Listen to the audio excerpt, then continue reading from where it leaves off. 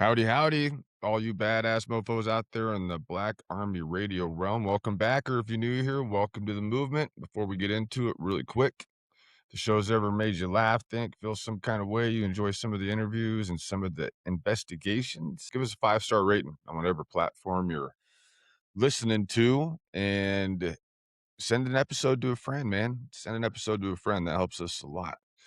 And so we're sitting here and it's Friday morning. We haven't put anything out this week because we've just been busy, man. I know Joel's been busy out there building houses for fucking billionaires.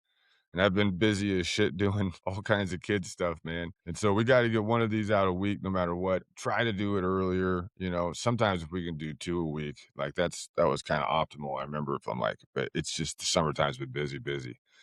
And so we're gonna get into the second. So the first couple weeks, last week, we talked about freaking Gobekli Tepe, Darren Kuyu, Baalbek in Lebanon, like Cataluyuk in Turkey, a lot of cool places in Turkey talking about ancient megalithic structures that date back to pretty much the Younger Dryas event, which was around 12,800 years ago or 13,000 before. You could just say 13,000 years ago, really.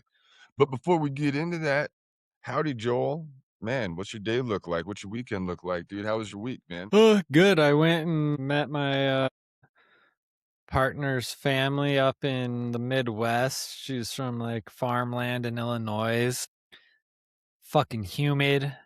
Corporate farming's a Oh yeah. trip. I got nothing against the farmers, but just watching the system and how it's all corporate and just, the GMO seeds, and they got shirts that say plant it, spray it, pick it, eat it, and it's like, and I get some of the spraying stuff. Not everything you spray on the field is bad, but just with all the Ugh. stuff that Trump passed where now all these I just want to companies put can't get sued water on it. anymore. It's fucking, yeah. Well, and Just want to wash it off there's and eat it, ways, man. and whatever. I was eating it. Like, I'm not one of those people who is like holier than art thou when it comes to my food, and I have to eat fully organic. I try to eat healthy, and if I can, I do, when it comes to organic and shit like that. But even with that organic tag, that's, it's kind of, that means that 10% of the stuff they use to it is organic. It doesn't mean like it's fully organic. It's really up to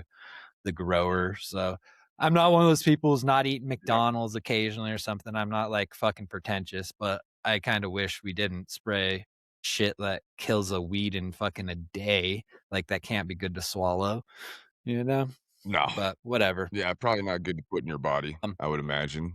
Come to find out, Taco Bell was my vice right. back No, in the for day when I used to eat that right. fast food shit, which Did has you been a know long time Taco since I've Taco eaten that stuff. th- they're one of the healthiest like fast foods there is, which is bizarre, Oh, but really? because they're like most of their shit. Yeah. No, like, and depending what you That's get though, hilarious. but they're one of the more healthier because they don't fry anything. Like, they're not It's because using you all this get it out of nasty, your system like, so fast.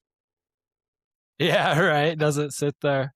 But yeah, It doesn't sit great there people for in the very long. Midwest. Her family was great. So this isn't me trying to talk shit about any of those people. They're all good people, hard workers. The operation they had out there was impressive as far as the land they have and the yields they get, and their big Yeah. family How farm. about But yes, which kinda, like, real quick, like, so now that the war's doing exactly what we said it was gonna do, it's kind of inevitable, like, the escalation ladder, as people would call it in the know, it's kind of inevitably inevitable that this shit was gonna fire back up. I'll tell you what, did they say anything about fertilizer shortages? Because now that the Strait of Hormuz is it's hilarious, dude. This is so funny to me. I was sitting there and I was reading some news clips, American news clips this morning, right. and kind of more on the right, like Fox Newsy, The Five, Jesse Waters, like those guys. I used to listen to those people. And man, they're really like super excited about controlling the Strait of Hormuz, or that we're eventually gonna Yeah. control the Strait of Hormuz. And I was sitting there thinking, I'm like, it's been 4 months, right? And the goddamn narrative has changed from Iran can't have nukes and we did Operation Midnight Hammer to destroy their facilities. Oh, we didn't destroy their facilities. Oh, they're 5 minutes away from nukes, just like Benjamin Netanyahu's been saying since, like, 1992, right? They're 3 days away from having an Right. abundant supply of nuclear weapons. Dude, there's, like, fucking so many clips of that retard saying that over and, well, I shouldn't even call him a Yeah. retard. He's weaponized us, so maybe he's actually really intelligent, and it's our fucking people that are retarded, and so our Right. retarded people are like, Like, "Yeah, they're a couple days away from nukes." Anyway, dude, and so now that we're moved away from that because obviously we're not gonna get the nuclear dust. Obviously, we're not gonna be able I think we tried to do it. yeah. You know, those pilots that were shot down that we never still have never heard from, like, all of Yeah. that stuff. I think that was an op. I think that was an op that went horribly bad, and they've been able to kinda shelve it for a while. We'll see if anything ever comes out about that op, but I guarantee you, I bet you, Uh, you know, maybe in 5 years, 10 years, there'll be some tier 1 dude who will come out and talk about what really happened that night. But now, dude, now a win for the United States is like controlling the Strait of Hormuz. Now that's like that's so all of these news pundits are like really like super like Pete Hegseth and all of them, you know, the flyovers will continue until morale improves. And it's just like cha-ching, cha-ching, cha-ching, cha-ching, yeah. cha-ching. I can't wait to pay for all this Well, shit. it's Keep paying for it. Did it for 20 years. God. well, and I The mean, goalposts have moved, oh, man. yeah. The goalposts have moved. Well, and with most of the conservatives out there, they're just the normal, like, RNC conservative. If whoever's a president and if it's a Republican, I mean, I briefly talked about some of this stuff with some people, and they weren't against the war in Iran. It was the same Yep. same like, "Oh, they're Muslims, it's their terrorist nation," like, it's the same. They say death to I don't know. America. It's They say the words death to yeah, and America. and the Oh tariffs my and god. everything else, We're it's just something they need. Yeah, I whatever, and it's yeah, maddening, dude, but I here I wish. like, the MAGA base, man, like, the base, right? The real diehards, the people that are incapable of any kind of Mhm. independent thought and in decision making, no matter what. They can't come up with their own conclusions, like, they have to it's just as bad as the people on the right, you know what I mean? That were like the Obama heads, like, he would like, Yeah, worship Obama like he yeah, was a god, and we saw a lot of that for 8 years. right, It's like the people with Trump now for and 8 you still years, do. actually fucking 12 years, they worship Trump the same way that the Obama heads worshipped Obama. It's like, can do no wrong, doesn't if he anointed Right. himself king of the United States and canceled elections, all right, and went full invasion into Iran, and now we had a monarchy, these motherfuckers would still support that motherfucker. They'd still Yeah, do it. well, They would they figure out some way to fucking justify it, and they'd probably even figure out a way to say that it was constitutional too. They probably would. It's well, just it's amazing it to was me just how far we've moved the goalposts. like 2 weeks ago, JD Vance and Mike Johnson were just going on about how America's a Christian nation and it'll always be a Christian nation, and about the separation of church and state and how it was never intended to be, and it's like, it's read the fucking Constitution. It's not that hard, like Yeah, and it's that's the more problem deist than is when you anything. have It's definitely not leader. foundational Christian. Yeah. Religion has divided this world for many millennia, and that's one of the biggest reasons I don't like it. Because it lets Dude, I people listen yeah, justify anything, whether it's tying a bomb around your 12-year-old to go blow up a school, or some dude or to go melting shoot up abortion yeah, clinic. yeah. It's Or back fucked in the up. day, melting somebody at the stake. It wasn't really burning people at the stake, they Yep. melted people, they didn't really burn them. They a Yeah. lot of people don't know this is kind of a little sidetrack thing, but, like, Joan of Arc or whatever, for example, perfect example of this, they would build, like, a kiln around you. They'd put a stake in there, and then they would have, like, a foot away from where your actual body was, they would build, like a 3-foot high kinda wall around you in a circle around your stake, and they would put all of the foliage and all the shit they were gonna burn, like the wood, on the outside of that wall, right? And so it kinda create an oven, and then they would light that on Right. fire, and they could control how long you lasted. You know what I'm saying? Because if they just light you on fire, you can't really control that. Like, it could go really quick, and the Right. people can't enjoy it. Can't enjoy the fucking torture of watching somebody get tortured as much. And so you could either increase the flame, right, by adding fucking fuel and making them melt faster, or you could pull it away and make them melt slower. Right. You know what I mean? And that's what they this fucking Which church did is that to people for hundreds and hundreds and hundreds of years. It's just terrible shit. But did you and see, it like, I and listened to a two, little it's bit of the not Rogan. Oh, go ahead. Go ahead. with the JD Vance Rogan. Well, and two, it's not just Yeah. Christianity, like all the Abrahamic religions and even some tribal religions, like it's crazy what people will do for what their deity or their god is. It's wild. Mhm. Yeah, dude, the Vance on Rogan, I didn't actually do the whole thing. I just couldn't bring myself to it because I just can't stand being overtly lied to like that over and over again. And you could see Right. it in Rogan, dude, because Rogan interviewed these fucking guys before, Yeah. right? When they were the pro peace ticket, when they were the Epstein release everything with Epstein ticket. JD Vance was one of the biggest Epstein file advocates that there was out there, you know? Right. When they were talking about gas prices and the economy, when they were talking about big medicine with like Pfizer and Johnson and Johnson and all that stuff, the military industrial complex. And now that they've only been in office a year and a Ma half, and every yeah, everything Maha, the bullshit with that.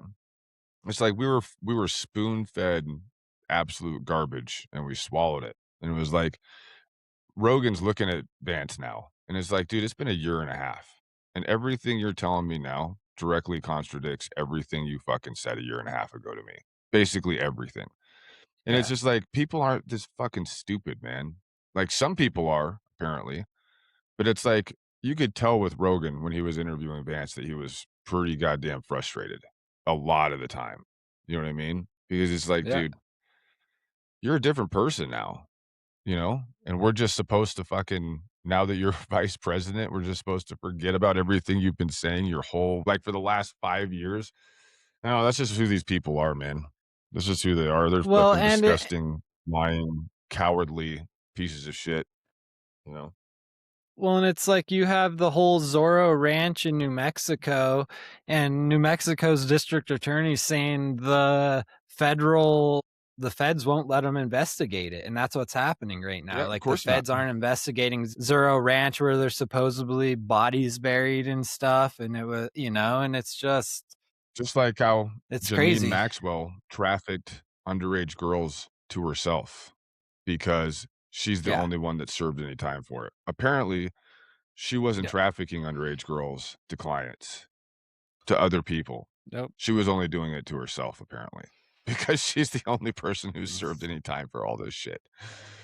It's so amazing, Right. It's dude. crazy. It's so amazing. The Epstein thing, it's like 75% redaction. They're like, cool, fucking Trump.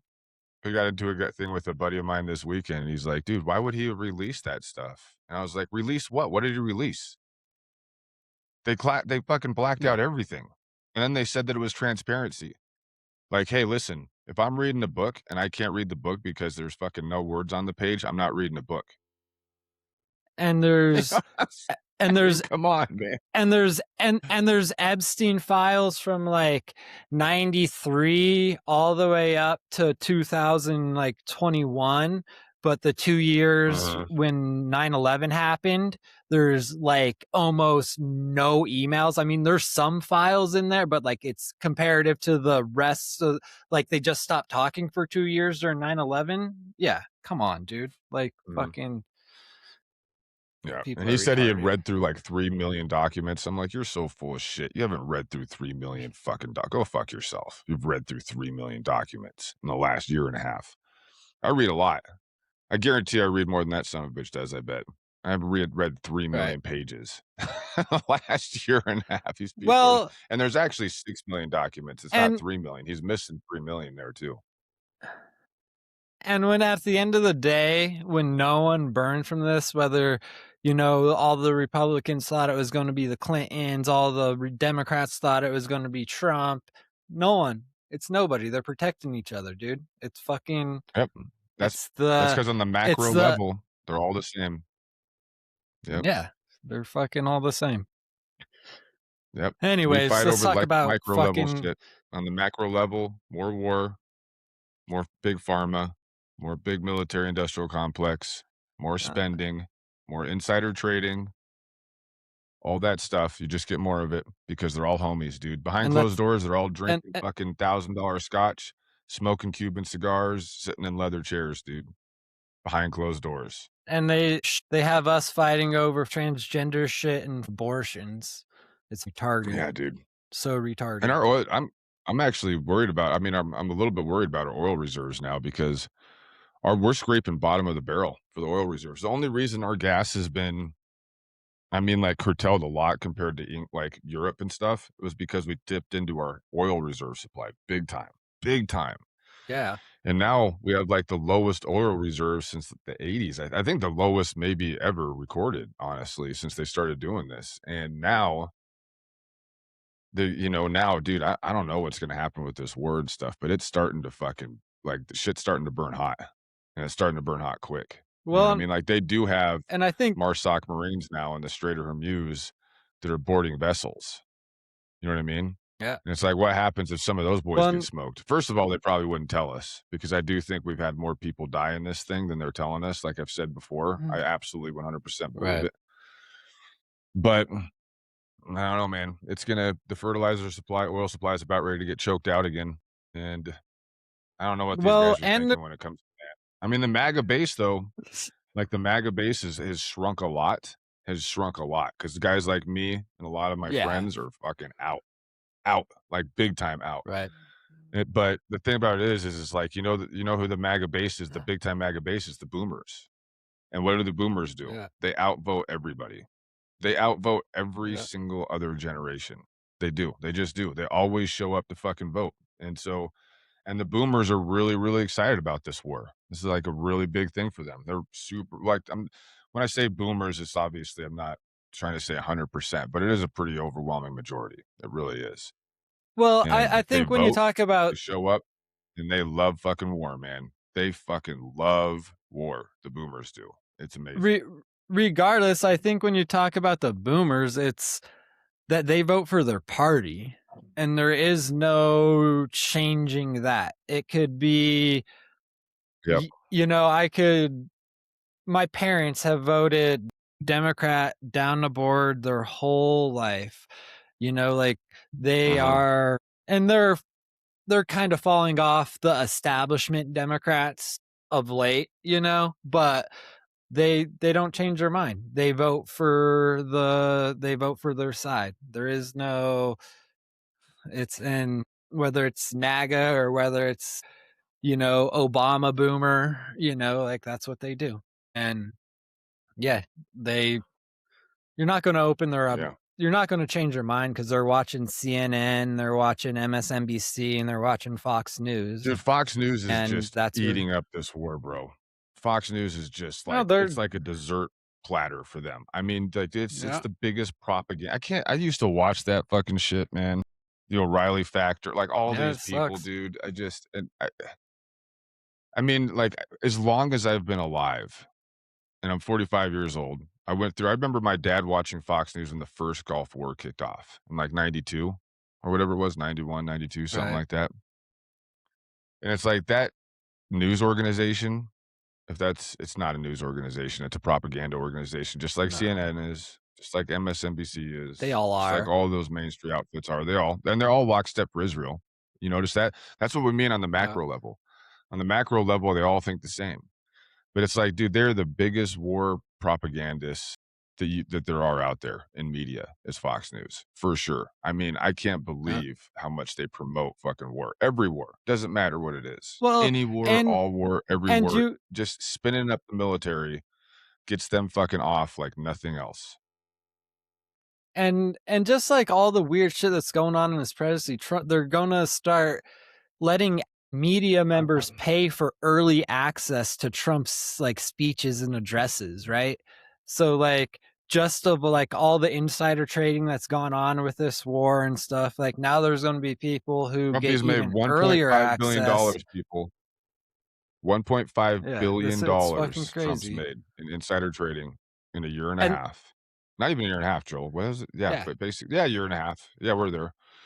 But yeah. dude, that makes Pelosi look like a fucking schoolgirl, man. You could combine the 8 worst inside traders for the last 8 years on just 8 worst. I don't care if they're Democrat or Republican. You could combine the 8 worst insider traders in politics, including presidents, anybody, and put all them together and all the money they made over the last 8 years, and it doesn't even come close to what Trump has made. Yeah, doesn't come close. That's There's a gal that good gal, I really like her, you know, she's an older gal, boomer gal, and she works at the market in Oak Creek. I'm Facebook friends with her, and we always talk and bullshit and stuff, and, but she's very, very, very, very Trump, right? And she posted this thing, and she goes just like a couple days ago, just the typical Nancy Pelosi insider trading meme, right? Like, right. Yeah. why isn't Nancy Pelosi in prison right now? Nancy Pelosi has a better fucking Wall Street record than Warren Buffett when it comes to trading and blah, blah, blah, blah, blah. And I just commented, I was like, Trump made $1.5 billion in a year and a half in insider trading. That's more than a combination of everybody else fucking ever. And there was just Yeah. crickets. Like, there's a whole bunch of people that were commenting on Yeah. it. You know what I mean? And saying like, "Yeah, she should be locked up, dude." And it just like that, what I said right there, it just ended the entire thread. People are just like, "Nothing to see Yeah. here. I'm gonna pretend like I don't see that. I'm gonna put my blinders on like Yeah. this because this threatens my worldview a little bit. I'm gonna put these blinders on. I'm gonna pretend like that's not actually happening. I'm gonna pretend like the truth's not the truth." And it's like, Yeah. listen, if you're on the right and you're pretending like the truth's not the truth, guess what? Guess what? You're just as bad as the people on the left that are pretending like the truth's not the truth that you've been Uh-huh. complaining about during the Biden administration. You're no fucking better than them. Yep. You're no better than the people that supported Biden. And Biden's like Trump's also showing a lot of signs of some cognitive fall off. Yeah. Anyway, dude, we're gonna get into our thing here, but this stuff, like all this stuff, dude, it's like, you know, Lindsey Graham died, right? And my mom's always Yep. like, I remember my mama, she told me, "You ain't got nothing nice to say about somebody, don't say anything at all." So I'll just say Lindsey Graham died, and now I'll say that fucking Mitch McConnell is probably dead. He's a vegetable somewhere doing something. Not that he Yeah. actually has done anything in the last few years legislatively. It's been his cronies. And then you have the Republicans who spent years bitching about Biden, right? Having Alzheimer's in fucking office and fumbling over everything. Right. And here we go, we got Trump, who's not that far removed from what Biden was doing. And we're literally having people on the news networks being like, "What, Scott Jennings, that fucking retard who's on CNN? I know. I just got off the phone Seriously. with Mitch McConnell. Just got off the phone with him. You know what we talked about? I'll tell you what we talked about. We talked about Iran. We talked about the economy. We talked about geopolitics and this place and that place." And the gal that was interviewing was like, "Can you call him right now and get him on the phone? Because you just talked to him an hour ago." He literally said, like, Yeah. "Last hour, I just talked to him." And Scott Jennings like, "Oh, Yeah. he's in the middle of stuff, right? He's got a bunch of appointments and stuff. I can't call him Yeah. right." And it's like, you people are so full of shit. So full of shit, Yeah. man. Like, that's what I can't stand, dude, this way lizard shit where it's like, as long as it's my side doing insider trading, then as long as it's my It's team, okay. that's okay. As long as it's my team that has boomers with dementia running the entire United States for everybody else that are in their 80s, Yeah. like, as long as it's your team, that's okay. That's the shit that As is long as has it's really started to piss me off a lot. as long as it's my team rioting and destroying businesses, as long as it's my team marching on the Capitol, as long yeah, it's the hypocrisy between As each long as it's either my side is team never ending. that's doing the cop killing, like ICE, Yeah. right? ICE is Yeah. smoking people again. That one dude they smoked in Maine. These motherfuckers were Yeah. papered with Social Security cards. They weren't even the people that they were looking for. They weren't even the people they were Yeah, hunting, man. it's I've been on fucking recon missions like that, even as a law enforcement officer, where I sat on people with warrants and stuff, right? Where I would sit on 'em for an right. extended period of time and then kind of observe them, take pictures, take notes, do a range card, do all this shit, and then eventually go in and execute an arrest, And it's like, Right. dude, these guys are the most unprofessional motherfuckers I've ever seen, dude, these ICE Yeah. guys. It's It's fucking incredible to me, dude. And some of the videos that come out with them, like how they talk to the general public, I'm like, dude, you yeah, can't if you're like for pro real. Israel because you're pro the Jewish faith because the Jewish faith suffered the Holocaust, through jackbooted thugs and over policing in Germany and all that stuff, and you're gonna Right. embrace it in the United States, you're a fucking Yeah. hypocrite. Same. Just like you're a hypocrite when it comes to age, when it comes to, Trump, and when it comes to goddamn Mitch McConnell, who's a geriatric potato right now, and he's still fucking an Right. op You know what they did for Lindsey Graham's seat? They put his fucking sister in there. They swore in his Yeah. sister to replace him. You know It's why they're not gonna fucking say anything about Mitch McConnell being dead, if he is dead, is because Thomas Massie would probably get his seat in a special election. yeah. And they're trying Yep. and that has to be, like, the 2nd week of August or something based on Kentucky law.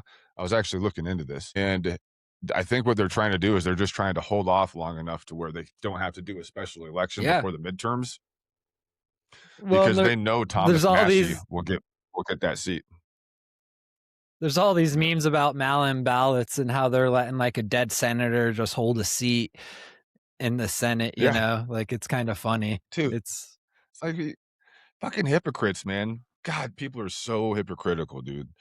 So uh, hypocritical, man. one more Anyway, thing before we jump into do it. the Younger Dryas, and this is something I would like to look at a little more into is, and maybe some of our viewers or who are listening are digging as well, but some of the stuff what's going on with the water and the tokenization, how Trump's talking about tokenizing the water system and stuff like that. If the West doesn't get a good winter, I mean, we're already kind of in a water crisis. And if we have another winter like last year, like shit's going to be hitting the fan. Like it's going to be bad. And I don't think people Oh, are yeah. aware of how close we are to having like a really bad water crisis if we have another winter like we did out here in the West. And with what Trump is Mhm. putting down with tokenizing the water system, I want to look more into that to see what he's actually like, what the plan is, with him. But he was talking about essentially changing the whole water system, and that's a real just Hmm. another like. Per- Personally, I don't think. I mean, the water system's been fucked up for a while, but I don't trust it being tokenized by any means. Yeah, It's already, yeah, yeah. well, and when I you don't have like either. all this like Nestle like owns so many water rights in the West, or not, yeah, Nestle, like the they own like Coca-Cola and all, like there's a big umbrella company, so they own Nestle, Yeah. Coca-Cola, like all these things, and they own, it's not the farmers, and if it is, it's corporate farms, like it's Uh-huh. going to be interesting because all these corporations are going to have, because it's going to be tokenized, they're going to have a like level up before everybody else, so like the Mhm. water that should be going to people is going to be going to these companies, and they're going to have the money to buy it, and that's what I'm worried about. Yeah. I'll tell you, man, we just had a couple fires kick off in our county too when it comes to the water stuff, right? Right outside of Yeah. Stagecoach, right up on top of Rabbit Ears. Dude, the whole when you look at the fire map, man, like all of Canada. Canada is just like a big red spot. I mean, Canada is totally lit up right now. Obviously the Right. western slope of the United States is just fires Well, everywhere, I dude. I was guess really hoping we could hold there's off a till bunch of August, but we're getting it here now. fires in the Northeast, I guess, too. Like there's, or not in Yeah. the Northeast, because I was reading something out east. There's having big forest fires too. There's a bunch of fires in Nebraska coming into early summer. That some of the bigger fires in Nebraska that not a lot of people have talked about. So it's interesting. Yeah, and those But grass fires yeah, are scary, dude. Like, they've actually killed a lot of people because people kinda don't expect it to be as bad as it is, you know? And, right. like, you'll get ranchers that'll go out there in Texas or something, and they'll try to round up their cattle and their horses, and then they'll get overrun by a brush fire and killed. And they're just like, "There's no way in a million years they thought that was gonna happen," because they're like, "It's Yeah. just not a Well, grass fire. It's like a grass fire." They're like, yeah, "No, dude, that shit runs like a freight train because that fuel is serious, and when you get on those plains, the Great Plainsy areas, it's constantly windy, constantly. The wind never yeah, really stops, and so you get dry conditions, you get a high fuel load with windy conditions, you're fucked. You're not running it. yeah. It's on. It'll burn over you so goddamn fast, you won't even believe it. It'll be like a grizzly bear catching you. You'll be like, "Oh, I can outrun a bear." Yeah. These people that think that you know what I mean? You're like, "Nope, that thing will outrun a fucking thoroughbred racehorse for the first quarter mile." Yeah. Yep. And you're like, It's you the people just truth. don't know, man. Which that's a great segment to get into the Younger Dryas, dude, because we can start talking about like the effects that it had on the earth and like what people were dealing Right. with for hundreds and hundreds of years and like why Darren Kuyu and all of those cities in Turkey underground or the ant people that the Hopi talk about, people had to live underground, I think, for an extended period of time. I mean, and Right. so, we're just dealing with it on a tiny little local micro end here when you talk about all the wildfires in Canada or like flooding, local flooding from, whatever, too much rainfall or whatever it is. It's like it's very, very minimal compared to like a global catastrophic climate catastrophe, like what this would be. Right. You know what I mean?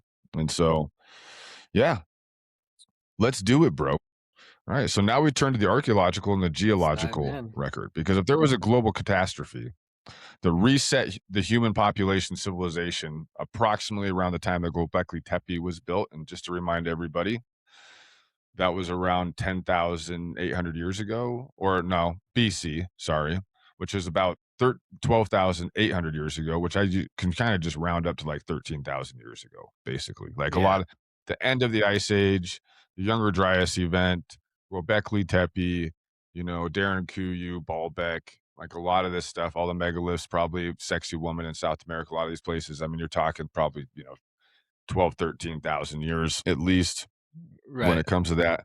But there should be physical evidence on the ground. So for the Younger Dryas event, and there is basically to document how this stuff happened through the geological record. Okay, the Younger There's a Dryas. lot. All right, it's the name that geologists give the period of extreme rapid climate change that occurred at the end of the last ice age. That began around, like we said, 12,800 years ago.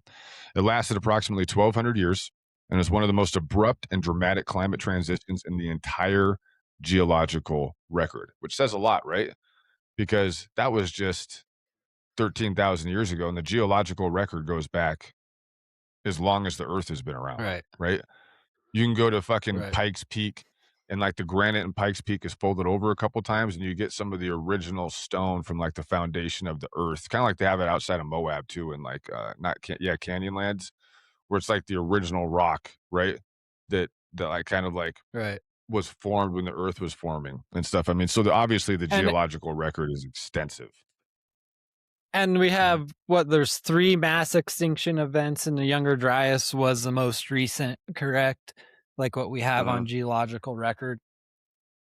But there's more And were than that, those though. They're finding 3 out that there's been a lot more events like that, like the I Tunguski event, like we I'm talked about that. That was about there right. was another massive asteroid that hit like the Greenland ice. No, I think it was the Greenland ice sheet that dates back about 53 million years. So it's a huge Right. asteroid that hit that one. That would have fucked up everybody really bad. You have the dinosaur one.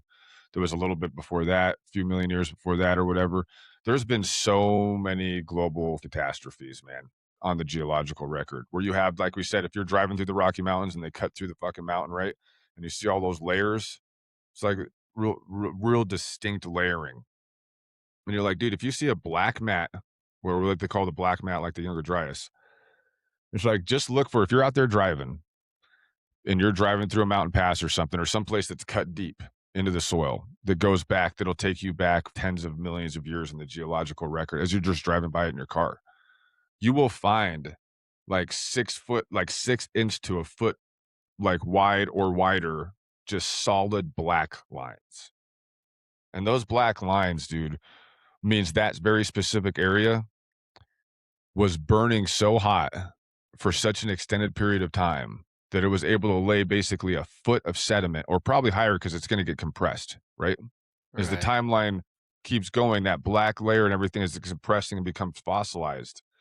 And you got a fucking 12-inch thick layer of blackness. Dude, that's just like ash. That's like burning. It's like a massive Yeah. fire that lasted for who knows, God knows how long, probably hundreds of years, and then just laid all this black set. It's like an extinction event. You can see it as you're just driving your car. You can see two or three of them sometimes.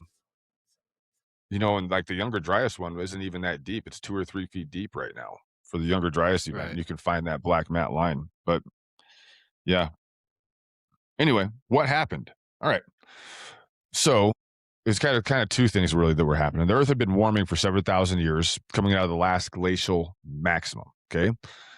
The huge, giant, like great ice sheets covering North America and Northern Europe were retreating for about that time. Then, in the span of a few decades, the warming stopped and the climate abruptly returned to near glacial conditions. Global temperatures dropped by as much as 10 degrees Celsius. Dude, 10 degrees Celsius is 50 degrees Fahrenheit. Yeah, that's a big deal. That is a massive, massive, massive shift. Massive shift. I mean, it's hard to even wrap your monkey brains about like what a 50-degree change of temperature higher or lower would mean, right? And so it was 50 degrees colder with that because like I said the global temperatures had dropped in the ice sheets and then again and this is kind of where the Younger Dryas thing happens. This is the comet hypothesis and stuff. Literally within a few decades. So within like 20 years, basically. The warming resumed, this time permanently, and the Holocene climate that we currently live in and we currently experience when it comes to coastlines and everything else, it generated in literally just a couple decades, like basically 20 years. It was a very, very rapid, huge onset of Rapid. climate change. And it was kind of like so you had things were starting to melt off a little bit. Something happened. Everything froze up bad. There was a 50-degree temperature change that lasted for about 1,200 years. And then all of a sudden, there was an abrupt, almost immediate change to that, right? For immense amounts of warming and stuff that began. Like just the amount of ice that was melted in that time period, like the majority of North America, as like looking at the map now, coming down into like Colorado, that ice sheet came all the way down to like Colorado essentially and across the thing. So Florida had a climate more like Alaska in that like time period, as far as like where the ice was, and then Yeah. all that ice melting in a matter of a few decades is just it's wild. Well, in some places, it would have been immediate. Like we talked about in the last episode, like the scablands. So if these Right. chunks hit the North American ice sheet, which was extensive, and I think it was a little higher than that. You know what that reminds me of? Like the Game of Thrones, right? Where you have the wall, the North Wall. I mean, Yeah, there's the just like the this wall of giant, ice. Yeah. yeah, wall. And you're like, dude, if you were a human being and you were in, I think the ice sheets were a little, they might have come down that. It probably, it depends, right? Because they kind of drop maybe down into Colorado and they were a little bit I've higher. seen I think at the between Younger yeah, Dryas there and like extent, they were a little North higher than that. Dakota. Yeah, they're Right. a little higher because when that hit, the scablands in Washington are higher, right? And that when it created that massive Right. amount of flooding through the scablands and those big earth ripples and those huge giant boulders that it took with it, like that the ice sheet at that point was a little bit higher because it had, it had a chance to retreat for a little bit before it got cold again. But it would Well, have and I think created this like slower flooding in some areas, but just catastrophic biblical, like religion building flooding in areas besides that too. And so, Well, and yeah, I think but the the Scablands and Lake Missoula are some of the coolest examples of this, like looking from a oh map, yeah. like Well, satellite imagery, scientists say that the scablands happened because of Lake Missoula, which is up there by Kalispell. But if you Yeah, think about like Flathead Lake, exactly. except it was a huge giant lake, obviously a lot bigger than what Flathead Lake is now up there in kind of northwestern Montana. And if you listen to like there's a lot of guys that go up there to the Scad. I'm trying to think about with the older guy with the beard, really cool dude. He hangs out with Graham Hancock a lot, and he does a Carlson. lot of geology. Carlson, yeah. What's his first Yeah, name? Anyway, super cool guy. He really focuses a lot on the climate geology stuff. His stuff is really, really good. I've got to remember his freaking name so I can say it. But I got it. Keep talking. anyway, he's been kind of fighting back on the narrative that because a lot of like mainstream scientists and academics like to say that the reason the scablands became like that wasn't because of the comet impact in the North American ice sheet. It was because Lake Missoula had basically like a natural dam break, right? And when that natural dam broke, all the water flew out of it, kind of like towards into the panhandle of Idaho and like over into Washington in like a massive thing. And that, that might have happened, but it definitely 100% for sure was not the event, like the main event that would Yeah. have generated the kind of power that it that documented basically globally the way that the flood stories are documented globally with it. And so Right. the Younger Ran Dryas is Randall documented. Carlson. Go ahead. Randall Carlson. Yeah, that's right. Randall Yeah. Carlson. If you're out there, Randall Carlson's a really interesting dude to listen to. He's very scientific. He's very well read. He lays out his arguments very, very well. He's gone and explored a lot of this stuff with a lot of people that have a lot of academics, really credentialed PhDs that are really, pro Younger Dryas, because you get a lot of pushback from old academia, like the old establishment academia that's still trying to push Right. back on this Younger Dryas stuff. But it's becoming less and less and less, as the years go by. It's because it was politicized, because some of the stuff he talks about is saying like, yeah, I do think climate change was due to some stuff, but there's also something bigger going on than Mhm. what the narrative of is, and it went against like the narrative of pollution is making our climate warm, and like, and that's Right. how a lot of the people on the left want to push it, and that goes, and all he's saying is like, I think there's more going on than just climate change. Like climate change was part Sure. of the Younger Dryas, but there was something that happened that accelerated it at a very fast pace, and a climate in our history has never changed that fast. Climate changes take Yeah. over Couple decades. thousands of Like, years typically. Yeah. yeah, it turned on its head. It turned on its head almost immediately, which is what created. I mean, it was such a catastrophic event that it created our modern religions. It created the mythology Right. of our modern religions, especially our Around. Abrahamic religion. Yeah. And yeah, it is for sure. So I got a buddy, Zach Laporte, and super awesome. Shout out, he's in lives, super awesome guy. I serve with him, and we've had a couple back and forths over like climate change over the years, and it's like it's kind of one of those things where it's like just because one thing's right doesn't mean the other thing's wrong, and just because the other thing's wrong doesn't mean this other thing's Right. right. There's a little bit of both in there. And so it's like, yeah, are we having an effect on the climate? I think we are. I think it's kind of getting documented to the point where I don't like, the big in the Pacific, there's that huge wall of plastic that kind of circulates, Yeah. and all that, if you live in the city in LA or New York or Chicago or Istanbul, or like India and some of those places. I mean, there's places like smog. There's really terrible environments to live in, right? Where kids are born Yeah. I mean, with all kinds of defects because where the parents are breathing in and what they're breathing in. It's like, so yeah, there's effects. But the thing about it is it's like there's also been many, many, many circumstances where the earth itself combined with like the universe, right, created a climate change event that literally would happen overnight and kill everything right. on the planet up to like 80 to 90% of it and reset in the entire globe. It's like what we're doing is not that. You know what I mean? But that has happened repeatedly over and over and over again. And Right. so it's yeah, climate change is definitely like a thing. We should probably not have trash everywhere. We should probably clean up our cities and not breathe in that shit. And like we're probably having an effect a little for sure. Well, maybe on some weather stuff and stuff like that, definitely. But it's on a different scale. It's on it. So when Randall Carlson's Right. talking about that over there, that's the fight that he has. You know what I mean? He's like, I'm talking about an Yeah. immediate change of events over a time period Right. that's so short. I mean, it's such a short time frame, you know? And so Yeah. that's yeah, there's the fight with that, but it's becoming less and less. And It's becoming the alternate history, alternate geology, alternate archaeology aspects taking hold big time.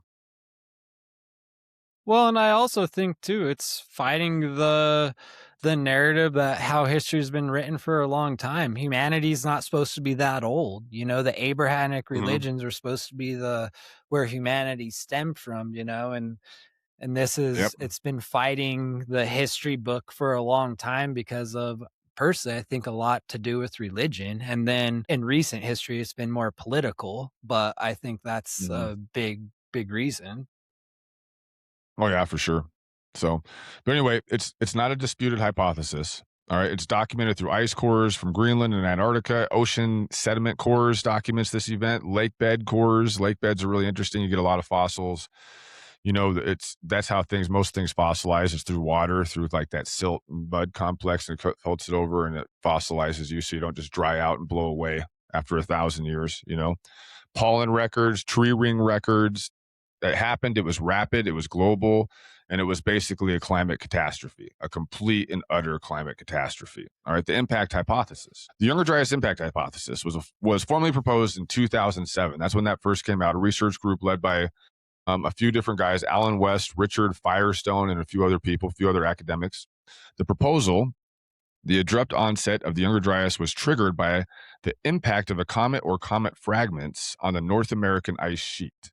All right. Now, like we were just talking about, if you were living in Ohio, like 13,000 years ago, Colorado, scablands of Washington, this event, like if you would have had comets hit that ice sheet and created a massive flood event, and I mean, think about the sound. That would be like hearing a nuclear explosion. You know what I mean? Yeah. You would see like there were humans around that would have been able, just like Sodom and Gomorrah, right? Because that's biblical. That was an airburst, probably. That's in the Fertile Crescent. And people were scared of it for fucking hundreds of years and never ever went there because Yeah. the mythology around it was And so terrifying that it literally lasted for generations, generation after generation after generation of storytelling saying, hey, this event happened. It was scary as fuck. It killed a shit ton of people. It created a lot of fire and brimstone, and we had to be punished. So we were doing something really Right. bad, and a piece of the heavens broke off and torched the earth, as a lot of societies like to call it. And that's backed up by those layers that Ty's talking about. They went and researched that area, and there was some sort of event that timelines out with Sodom and Gomorrah. And so and that's where the There's a Bible, great book. It's There's a great book out there. Go Actually, ahead. I'm looking at it right now. So if you're out there and you really want to know what happened with Sodom and Gomorrah, there's a book out there called City of Sodom, by Dr. Stephen Collins Stephen Collins. And the book is called Discovering the City of Discovering the City of Sodom, Discovering the City of Sodom by Dr. Stephen Collins. Dude, it's still early, bro. I can't read. But anyway, it's a fantastic book, man. And then this guy is an archaeologist, and he goes into tremendous detail over where the city's located, what actually happened. Dude, it's great. I mean, like the entire place is like flash glassed. You know what I mean? There was an event Right. that happened over Sodom that created such a massive amount of heat that it micro flash like glassed everything in the surface. And it was so hot. It was so hot so fast, and it cooled so fast that you could pick up like rocks in that area, and half the rock will be glass, and then half the rock will still be like regular rock. So what happened is it burned everything. I mean, quit like pow, just like that. It was an airburst, like a nuclear explosion, basically. And it flash glassed the entire surface to include humans. Like if you go to that Sodom place where they're doing excavations, they found human bones and animal bones just like it was blown up. Like people were blown up. There was like heads over here, arms over here, legs over here, and they actually didn't even have to dig that deep to get to it. Animal parts, and then like all of the ground that was dirt and everything was all glass. And it was hot enough to melt steel like times 2, and it only lasted basically a couple seconds in that flash. Right. And then it cooled immediately, right? So that's how you can get like a stone like that, where like half of it is glass and like the other half of it is normal. Because I mean, think how quick that's got to be. Yeah, and we're talking about this meteorite or comet it's blowing up in the atmosphere, creating so that's why there's not like a huge impact crater. It's essentially blowing up in the atmosphere. The explosion's happening down, and then so just like the Tunguska event in Russia in like 1905, flattened like 50 square miles of trees. Trees, killed a bunch of reindeer herds and shit, but there wasn't really any people living there, and it was just happened. Like if it would have happened over Moscow, right? That would be a different Like, that would have been a different story, Yeah. but it happened out in the middle of nowhere, like Siberia. Anyway, really cool. Those airbursts happen, and they happen, Right. they come in, they burn up, and then they blow before they actually hit the surface, and it's like a nuclear bomb going off.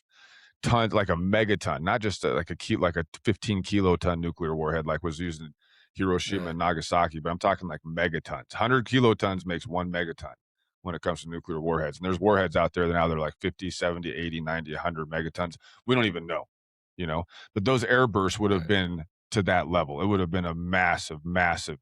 And that's something that where if you would have seen it as a human being in the distance and then saw the aftermath and you didn't have any words to explain it, like I'm going to get into that a little bit later here, actually, on how kind of like how this religion aspect starts with some of this stuff. It's pretty cool. All right. And so anyway, yeah, the proposal, the abrupt onset of the Younger Dryas was triggered by an impact or a comet of comet fragments into the North American ice sheet. It was catastrophic. The evidence they presented, a distinctive geological layer, which you can be found, and I found it, found across dozens of sites in North America, Europe, and the Middle East, which is interesting, right? Because most of our flood stories kind of stem from North America, Europe, and the Middle East. A lot of it.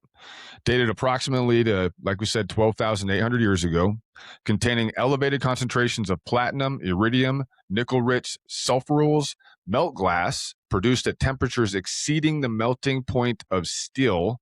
Holy shit.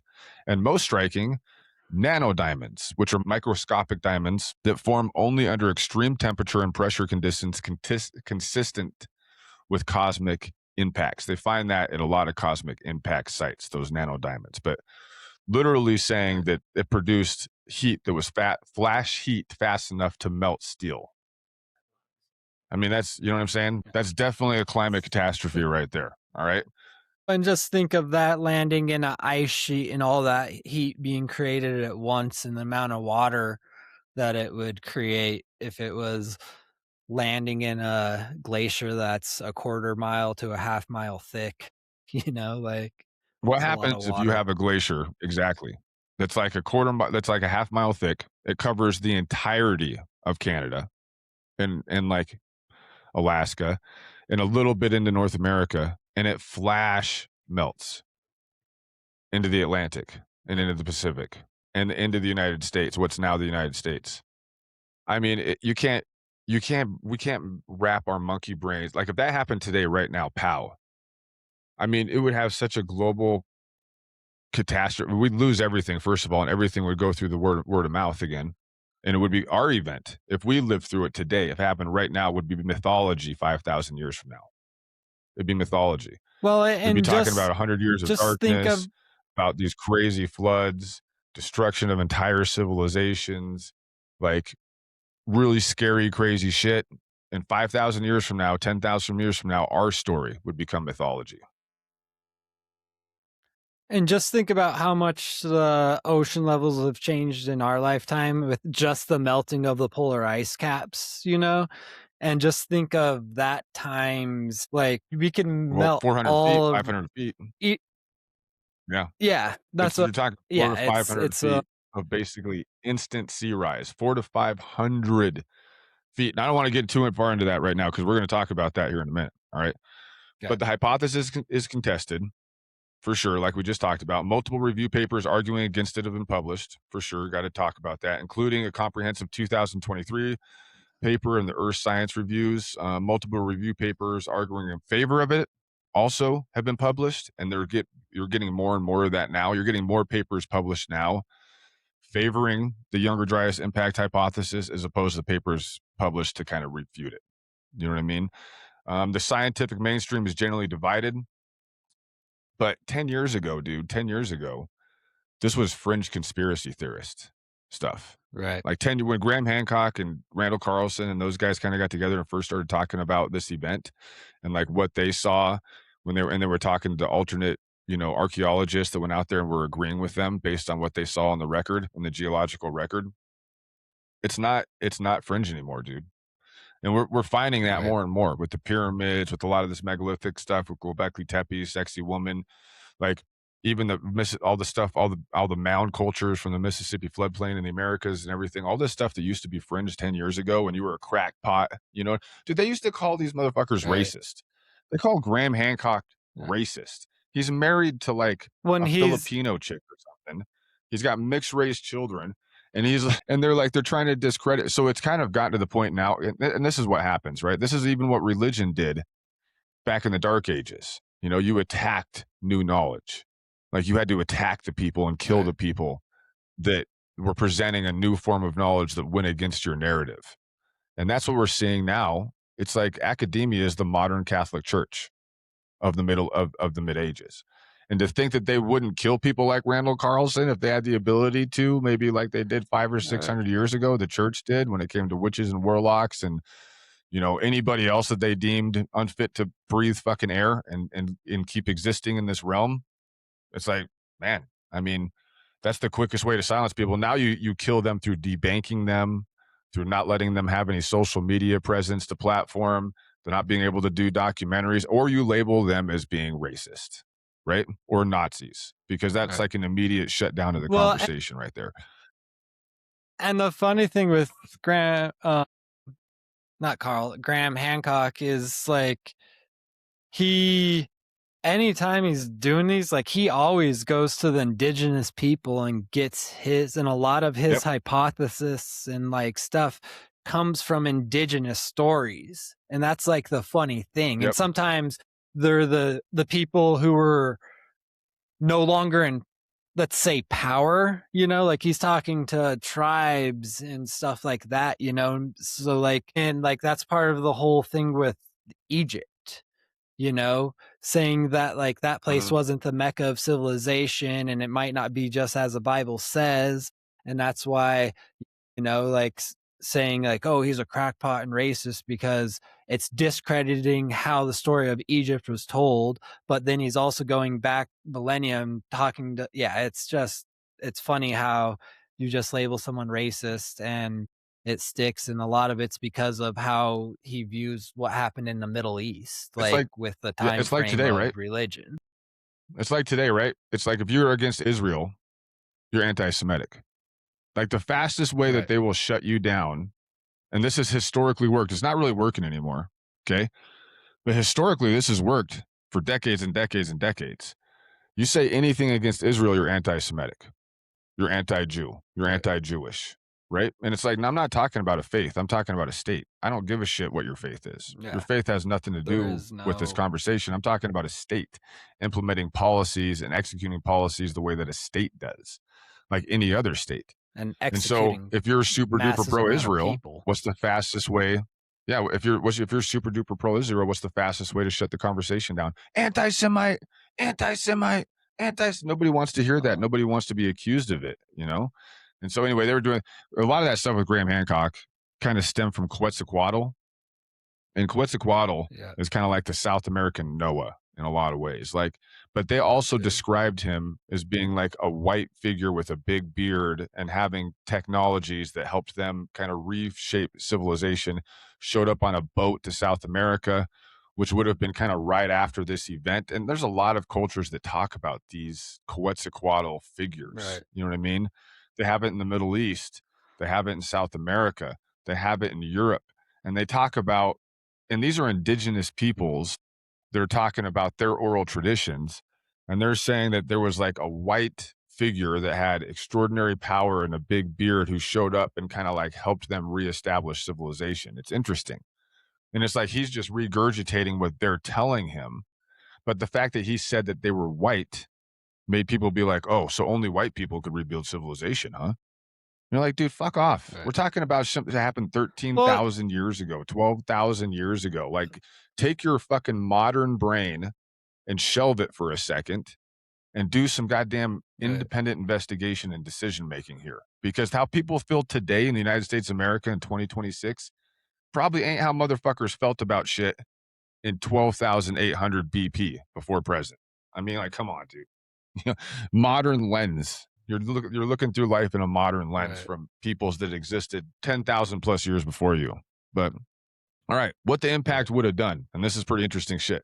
A comet impact on the North American ice sheet all right, around 12,800 years ago, sufficient to trigger the Younger Dryas climate reversal, should have produced consequences of a scale and speed unlike anything in recorded human history. Not sure about that. Probably like I think the Tunguska event that brought humanity down to about 10,000 people globally would have probably been recorded pretty similarly. You know what I mean? But the point is this has happened even to humans. There's been global resets to humans multiple times, not just with the Younger Dryas. It's happened before the Younger Dryas. There's been global cataclysms that like think about like the periods between those global. You can almost put like a bookmark in it, right? Like if you have the story of the Earth from like when humans started here, who knows how long humans have been around? We've been around way longer than 300,000 years, which is 300,000 plus years, which is kind of like the accepted time frame. I think we've been around way longer than that.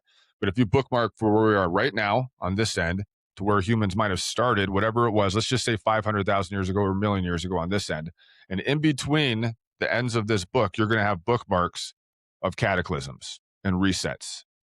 You know what I'm saying? And it's happened like the Yellowstone volcano.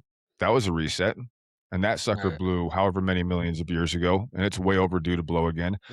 That volcano that we talked about, the Younger Dryas event, like that comet under the Greenland ice sheet, the dinosaur one. Like there's been multitudes of massive resets. So it's pretty wild. That's pretty cool. And you got to think like what happened in between the bookmarks that we don't know about 100,000 years ago. Like what if there was a catastrophe 150,000 years ago, humanity was rebuilt for 20 or 30,000 years, and then there was another catastrophe, boom, and you bookmark that one, right? The civilization that you would have had in between these bookmarks would have been completely different. Like the religion would have been different. What they use for energy might have been completely different. Like their language and their writing skills and like their construction skills and how they decided to do life after a massive reset where humanity has to rebuild itself kind of from the womb out. It's like you're going to get a completely different foundational set of beliefs in between every single bookmark. So if you got fucking 500, let's just say you got 500,000 years of humanity and it's been bookmarked with a global reset 4 times, right? In that time period, you're going to create 4 different circumstances of human existence, right? Completely different circumstances of human existence, what they use for power, what their mythology is, what their religion is, what like just the way that they execute life. Because when you get that kind of a reset, dude, like it's literally rebuilding from nothing. You have nothing to go on. If we had that happen right now in 1,000 years, there'd be no cars because even the rubber in the cars would have been evaporated into fucking dust. There'd be no cities because in a couple hundred years after, let's just say New York City, the only reason all these skyscrapers exist and they don't get torched from lightning is because you have the lightning rods, right? As soon as that erodes away, after about 20 or 30 years ish, those lightning rods erode away. Those structures are going to get hit with lightning and it will burn the city to the fucking ground to ashes. And then a few hundred years later, there will be nothing left of it unless you somehow find it in the archaeological record 1,000 years from now, 5,000 years from now, you know, whatever it's going to be. Well, but it's like we're going to take the knowledge we have, our generation. Yeah, go ahead, Joel. Well, unless they're stone structures, and that's where some of the stuff, and then in that case, we're talking like that 12 to 50,000 year as far as erosion. That a big stone structure now just looks like a cliff versus a deity, you know. But there's still, I mean, that if it's not built out of stone, it's gonna just become a mineral again, you know. Dude, think about like this. So we have our generation. If this happened right now today, right, we would still have access to cars, like the stuff that we have, generators that we have in our house, you know, whatever survival stuff you have, your belief structure, your iPhone, your phone, right, that you could still charge and listen to music to through the generator if you wanted to, even if there was a reset. What do you think? So, but that's starting from ground zero time now. What happens when you look 150 years from us? If there was a reset today, how would people 150 years in the future describe what an iPhone was? Because they're going to be like, man, my great grandparents, and this story has been passed down over campfires for 150 or 200 years. My great great great grandparents had like a little brick piece of like a little piece of, something that they held in their hands, and they could see, like, they knew everything that was going on in the world, and they had pictures where you could actually see other people on it, and it would have a bright light. It could blind you with a light. You know what I mean? I mean, how would and that would turn into mythology and Yeah. religion. That's what it would turn into. But it'd be only be like 200 years past us. It wouldn't take very long, because 200 years from us, if we Right. had to reset right today, all the Galaxy phones, all the iPhones, they wouldn't exist anymore. They'd be gone. You know what I mean? They'd be buried somewhere, Right. fucking destroyed, whatever. They wouldn't be around anymore. It would be mythology. It would turn in The iPhone would turn into like a mysterious mythological piece of sorcery. Do you, do you know what I'm saying? And And then the further and and further the and further crazy removed thing, you get from it, the crazier it is. well, and all the documentation of especially the last 20 years is so much digital, and then they'd also be pulling, because our written language is so vast comparative to possibly, let's say, people from 12,000 years ago, like all these different language. It'd be interesting to look at, and just to think about in the time frame of things of how much a civilization could build itself up in 12,000 years. It took us from the Younger Dryas to now to get where we are, I bet and you there just to was, think yeah, and I if 100%. and just in the last 2,000 years of documented history we have, like what's happened, you know and how many times has that happened. So yeah, it's Oh yeah, interesting there's to think probably about been it like from that scheme. correct, dude. For sure. There's probably been like think about how many different religions that humanity's probably had over the last 500,000 years. How many different times they've been like there was Right. an Adam and Eve, there was a Garden of Eden. Humans were injected out of the earth through like either panspermia, through like alien material, or there was a god that created us. That story's Right. probably been retold over and over and over and over again throughout the ages. It's without question. It's interesting. It doesn't mean that there's not One sec. anything to it. Like if you're that's it doesn't have to challenge you religiously. So yeah, there was a lot of like that ancient mythology stuff, dude, stems from some pretty cool shit. And so anyway, let's talk about like the immediate effects of what this would do. And we can kind of link this up to like Darren Kuyu and like and the ant people and things like that. So atmospheric heating would have been huge. Wildfires across continental scales. In other words, continental wildfires. The entire Yep. globe, right? In a lot of ways on fire. The geological record shows a distinctive charcoal layer in the same position as the platinum spike, indicating simultaneous continental burning, injection of massive amounts of ice water, water vapor, and soot into the upper atmosphere, blocking the sunlight, creating rapid regional temperature drops. Rapid regional temperature drops.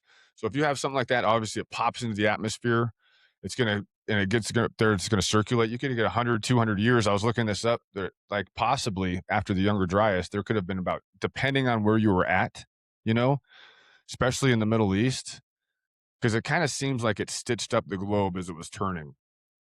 Like when you really read into the Younger Right. Dryas hypothesis, it basically like it hits the North American ice sheet, and we go through that meteor stream twice a year, the Torrid meteor stream. And we've had a lot of impacts based on that historically. And so Right. what it kind of looks like is it got peppered from the North American ice sheet, basically kind of like from around Alaska, across Canada, right? Going east through the Atlantic Ocean. And if there was an Atlantis, see what I think of Atlantis, those islands in the middle of the Atlantic Ocean? I forget what they're Yeah. called, but there's islands in the middle of the Atlantic. And if you drop sea levels by 400 feet, 500 feet, Atlantis in a lot of different ways was described as the land between the lands. All right. You would have had a massive piece of land direct dead center of the Atlantic Ocean, in between Europe and in between the Americas. All right. And there's Right. ancient texts from the Egyptians and from other areas that talk about the land between the lands. And Right. so, anyway, these comets would have stitched from, like I said, North American ice sheet moving across into the Atlantic Ocean, across that landmass that would have absolutely existed during that time, Whether or not it was or was not Atlantis is besides the point. That landmass was there, and there was definitely people living on it. It's almost completely submerged underwater now. There's only a few little tip-top islands left in the middle of the Atlantic from it. Across there, across the Atlantic and into the Middle East and Europe. You know what I mean? Right. And so that's Well, basically kind of like what would have happened. It would have been global for sure. And that's the reason the flood and stories are any global. and it's pretty common for any major civilization to like start being a coastal civilization is a big key to that, just because your access to food and other things, so like when there's Mhm. a sea levels are rising by 400 feet, like, and then you talk about the erosion Almost of what the instantly. sea will do, like we've seen in modern times the sea erode whole sides of like the amount of erosion that the sea will do over 12,000 years is, I mean, there's a reason why there's not a lot of data left. Not data, but Oh, yeah. archaeological evidence of civilizations, because they'd probably be coastal, and the landscape of the world is, And on top of that, dude, looking at, the only thing that yeah, and on top of that, like, the only thing that really survives is stone, because if there was yeah, writing, if there was paper, if there was recorded I mean, if our civilization crashed, the only thing that we would have survived in 10,000 years, all of our cities would be gone, all of our cars would be gone, all of our roads would be gone. Like, there wouldn't be the roads would break apart and just go into the natural soil, and it would be like gravel. yeah. You know what I mean? I mean, you're talking like 10,000 years of destruction. We Nothing would would be have our left. memorials Nothing would be left but in stone. America. You might be lucky to have like the Lincoln parts of the Lincoln Memorial, maybe the why can't And it I would still think be of buried. the I mean, in 10,000 yeah, years, it would be buried under fucking I mean, it could be buried under 6, 7 feet plus of sediment. And it's like, how do you even right, find that stuff? You know? I mean, it's crazy. yeah, But well, it's like the Hoover Dam guy, right? The Hoover Dam guy that we talked yeah, about in the last episode, he set up did the big stone thing and embedded it with the astrological signs of yeah. where this thing was located and like where it points to and what the time frame is. You just got to be able to read it, you know? But when you look at this Well, event, like wildfires or continental scales, the burning in like massive amounts of water. I mean, that's how Darren Q, the ant people, like that tells me that the humans from that time, when they survived that, they built those societies because the earth was almost yeah, unlivable for an extended period of yeah. time, and they had to shelter underneath the They ground. they had to, and especially with Darren Kuyu, like the Darren Q's a big dugout one, correct? In Yeah, Middle East. 20,000 people living 60 Yeah. stories Like underneath the soil, that one one ton seems planned. Like doors. Yeah.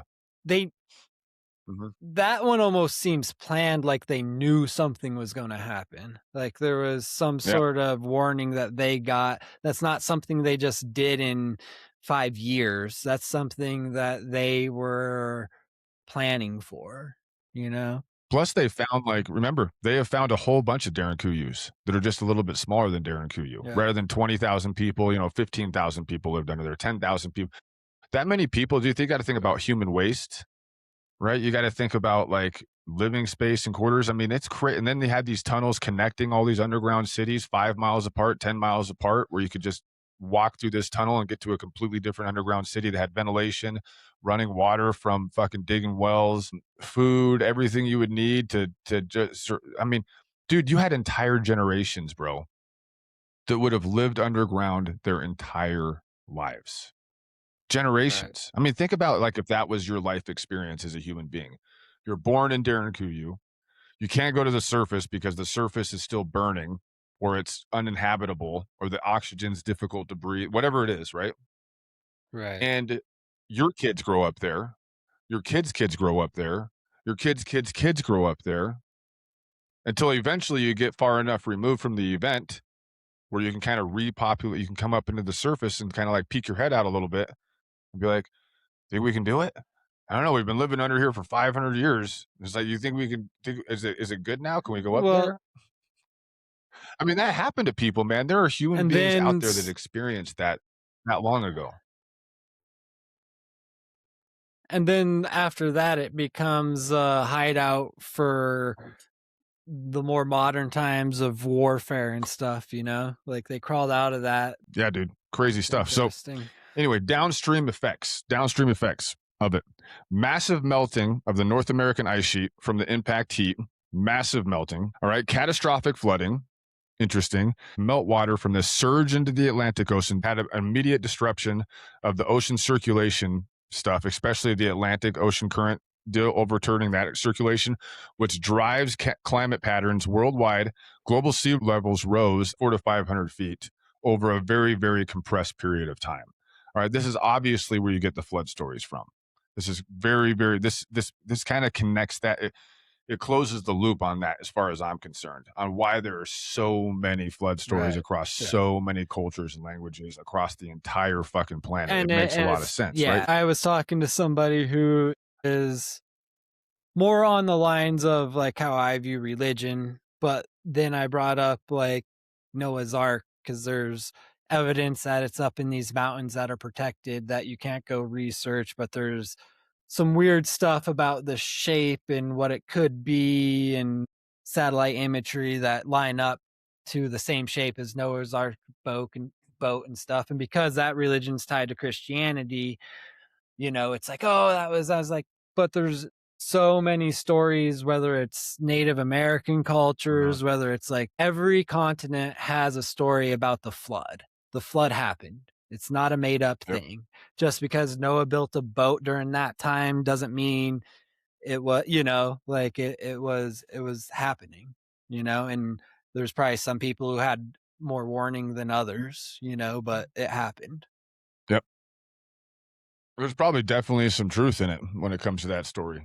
If you just gotta, it's kind of like present day politics, right? You got to disconnect from your team and just explore the information. Just do the research, come to your conclusion based on information, not on what somebody's telling you you're supposed to believe.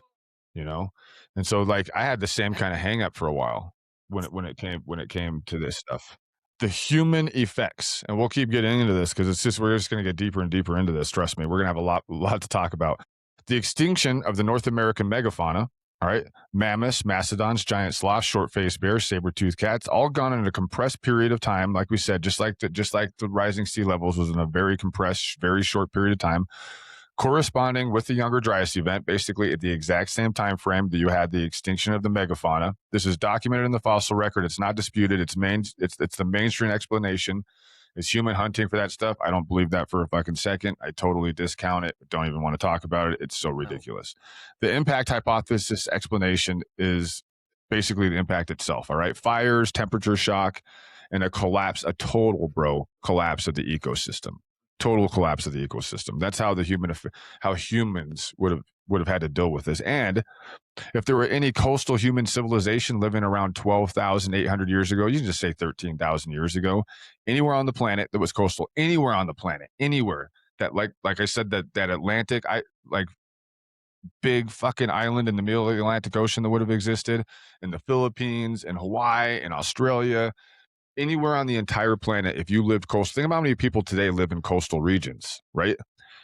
It would have basically been submerged by the Younger Dryas sea level rise. Any coastal settlement below the eventual Holocene line, which is where we're at right now, we're on the Holocene sea level line, is now completely and totally submerged under 400 or 500 feet of water.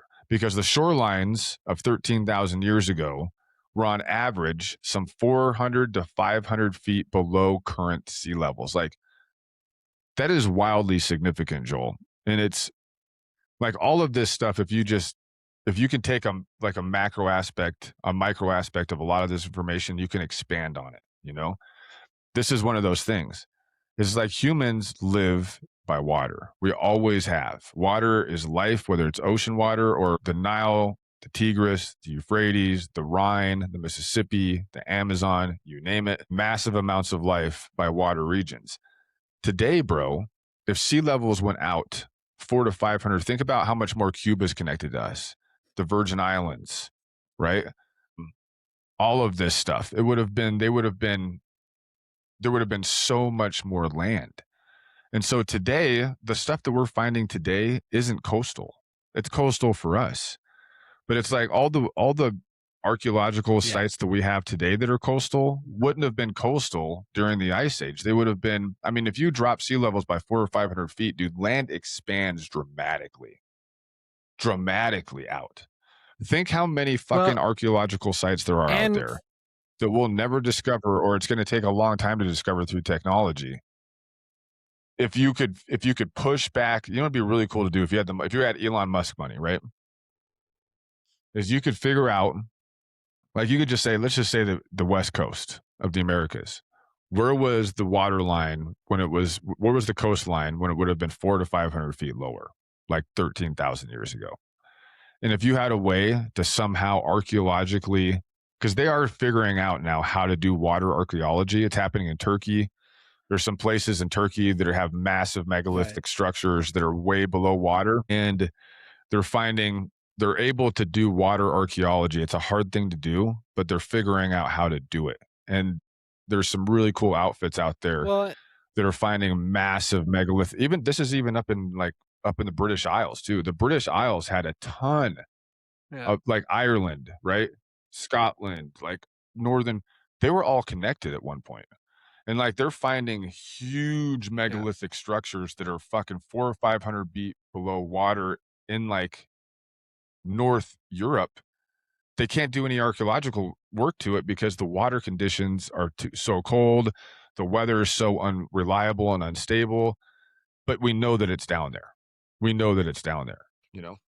Well, and with water, it's the fastest eroding, like, as far as natural elements goes, it's the fastest way to erode anything. So even if it is stone, like, it will be Yep. the argument that that's just a pillar that fell off from the cliff next to the shoreline, like the it's like, and depending on the stone, like the salt water, what might erode it faster, so it's like the naysayers will always be there to disprove somebody who says, because I mean, they're already trying to do it, saying, "Oh, that's Yeah. a natural thing," and it's hard to prove it either way because the ocean, that's a brutal. It's constantly moving, and when you have current, like, it's going to erode, and and that's like Mhm. the hard But the part of stuff it that they are is the finding, evidence that's there will be you hard to can think like the prove. Bimini Road. Yeah. Like the Bimini Road Yeah, in the Bahamas. You know, Japan's got some crazy underwater megalithic structures. Crazy, dude. This right, place in Turkey, I can't remember the guy who's out there doing that right now. But that place in Turkey, dude, it would have been, I mean, they're guessing 13,000 years ago at least. And it's like you can still see the drawings and the right, etchings on the rock just fine. You see all the spirals. right, There's, the spiral, which is kind of like a sign of life, is everywhere globally. Like different, just all kinds of different symbols that are on these rocks. And these things have been submerged for 13,000 years ish. And you can still read them perfectly. right. Still. I mean, the harder the rock, man, like it's kind of crazy. They really knew what to use to make it last forever. We don't use anything like that to make anything last forever. Our Right. society, if we had a cataclysm right now in 1,000 years, there would be almost nothing that the United States has that would identify the United States in 1,000 years, that this even existed at all, you know? And Right. so let's go in a little bit further here. Which brings us to the flood myths. We just talked about the flood. There are more than 300 documented flood myth traditions across cultures separated by thousands of miles and in some cases by tens of thousands of years or of pre-contact isolation. You have the Sumerians, the Babylonians, the Hebrews, the Greeks, the Hindus, the Chinese, the Aztecs, the Mayans, the Aborigines in Australia have this story. The Aborigines do of a flood story. The Hopi, the Inuit, the Obanji. Okay, the details vary, obviously, but the core structure is the same. A world before, a catastrophic event involving water, a small group of survivors, and a new world afterwards. Okay. You can even say that with Christianity, right? With the flood story. All right. It's wild how this happens. And I want to give a couple like examples of this really quick. When I was in Afghanistan, it was like my first deployment was 2003. And we used to wear nods, night vision devices, right? And it come down and make your eyes green. So from a distance, you could kind of see like a green tint. You know what I mean? And it looked like two eyes in green. And what we were called by the local tribal people there were basically the green-eyed devils. We were called the green-eyed devils, you know? And it's like we came from the sky. We had weapon systems that pretty much dwarfed any weapon systems they had, and we had green eyes. And I remember talking to like some locals in some of those tribal areas, and they would talk about the green-eyed devils, you know? Like you could see how this mythology could happen over an extended period of time. What if, fucking 500 years from now, there's a green-eyed devil myth, 500 years before great, great, great, great, great, great grandpa's time, there was these people that jumped out of planes. They had these weapon systems that sounded like thunder. They had green eyes. They knew where all our stuff was and all the terrain association, everything like that. That's how you could get a religion to start. There's another example of this that's really great. In Africa, there was a society of people that were living right by a volcano. Apparently, that volcano had somehow, some way created a massive amount of like carbon monoxide at the very bottom of this lake that they were living by. And one day after they had been living there for thousands of years, for whatever reason, that carbon monoxide or whatever that bottom sediment was from that volcano had escaped the lake and created like a fog, right? And this fog engulfed, and this is recently, this is like 20 years ago, 30 years ago, something like that. Yeah. This fog engulfed these tribal people in Africa, and it killed them. It fucking killed all of them, basically, almost all of them. And so if you're those tribal peoples, dude, and you're trying to explain this event, it's going to sound fucking crazy pants to somebody who's first world, right? Because they're going to describe a fog that came out of the water. There was a mist that came out of the water, and this mist was carried by the wind, and it came upon you. And as soon as the mist got you, it killed you, and it killed your family, and it killed your friends. And then it moved on to the next village and killed that village. You know what I'm saying? It's like, dude, that's how that right. Causes a local religion right there. Some event like that, and you try to describe it to people generations after the event took place. If they don't have the technology to understand it, it's gonna sound like a religion. It totally is. All right, an alternative explanation. All right, these are not parallel inventions. A parallel invention now, like we're saying, this was all over the planet. This was global. You're basically saying that all of these people would have made up this event, having never met each other, being thousands of miles away from each other, not having the same language, not having any connections possibly, and they just all made up this flood story at the exact same time. It's obviously not a parallel invention of humanity. All right, it's a shared cultural memory of a real global event, preserved in oral tradition through millennia, through mythology, corrupted and mythologized as it passed through generation after generation after generation, but it retained its core structure because the core structure, the core event, such as the flood, was real. That's the core event that everything else off of it was built on. You know what I mean?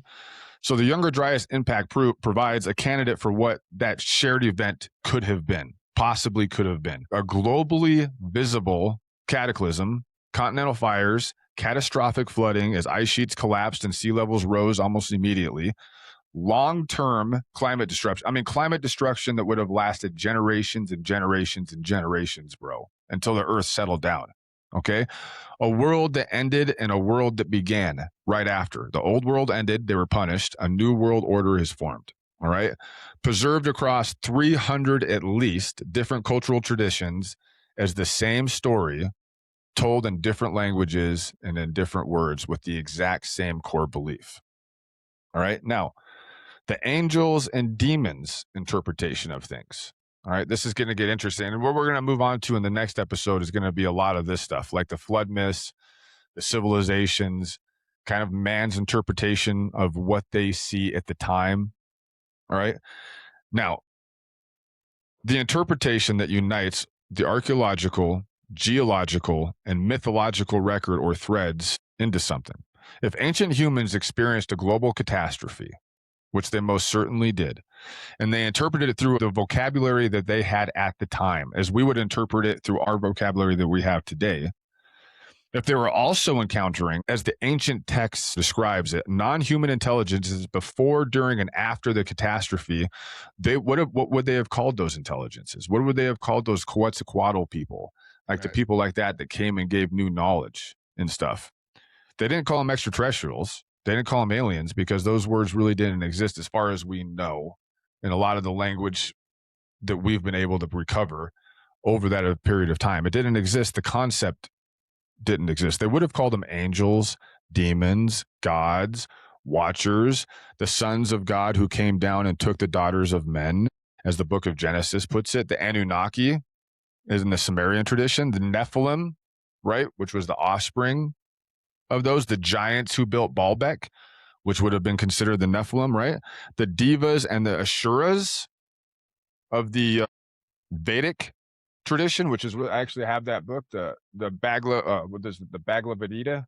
It's basically kind of like the ancient Indian Bible. It's really, really old. It's really cool. I haven't really dug into it yet. Think about the jinn. The Arabs describe the jinn very, very similarly. The beings, basically, all of this comes down to one thing. There were beings, some kind of beings, whether they were survivors of the catastrophe that were far more advanced, or possibly extraterrestrial beings that taught humans agriculture, metallurgy, astronomy, writing, and in basically every tradition, ancient tradition found across the world has this in its story, wrapped up with the foundational principle of the flood. It's pretty goddamn interesting. Right. All right. Whatever ancient humans encountered may not have gone away, basically. It may have simply been reclassified if this thing's actually existed.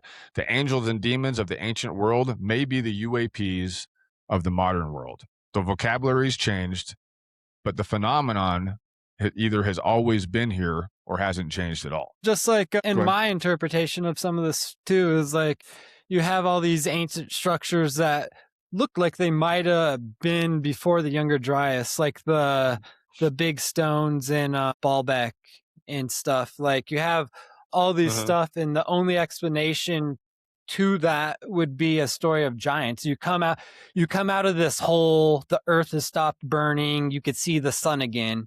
You have some people on boats who come in, or these beings or whoever they are, say like, hey, I'm going to show you agriculture. And then you're left to you see this stone pillar of a civilization from, let's say, 10,000 years ago in that time, and you're left to describe how was that put in place, like who made that? And the easiest story for their brain is to say a giant, a man of great size built this town, because there was no other explanation to it. And then that became mysticism, and that story was told, and then eventually, it makes sense to me of how that brain would see a UAP in the sky, or see a comet blow up above the sky and say like, oh, the gods are angry, like, because they had no context to any of the stuff they were seeing outside of word of mouth and mysticism and stories that were passed down. Think how cool it is. Yeah. Think how cool it is just to be in the middle of a lightning storm, right? When you're in the middle of a lightning storm, it's really loud. It feels kind of dangerous, right?